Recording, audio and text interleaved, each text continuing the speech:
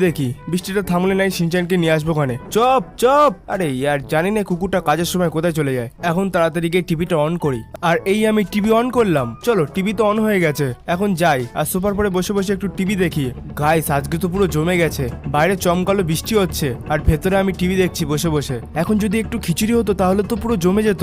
আরে চপ কোথায় গেলি ভাই, এদিকে আয়, টিভিতে তোর ফেভারিট শো হচ্ছে, তাড়াতাড়ি আয়। জানি না মালটা কোথায় গেল, পরে ওর খোঁজ নিচ্ছি। এখন একটু শান্তিতে বসে বসে মন দিয়ে টিভি দেখি। ও হো ভাই সাব, টিভিতে এসব কি দেখাচ্ছে? আজকাল শহরে তো একটু বেশি ক্রাইম চলছে, রাতের বেলা তো বাড়ির বাইরে বেরোনো বিপজ্জনক হয়ে গেছে। এক মিনিট, এটা কি বলছে খবরে? শান্তিতে ঘুমাতে হলে জেগে যাও, কারণ লস সান্তোস শহরে হচ্ছে বাচ্চাদের কিডন্যাপিং। এখনো পর্যন্ত 20টি বাচ্চা নিখোঁজ হয়ে গেছে। যোগাযোগ মাধ্যমে জানা গেছে পুলিশেরা ওই বাচ্চাদের সন্ধান ইতিমধ্যে শুরু করে দিয়েছে।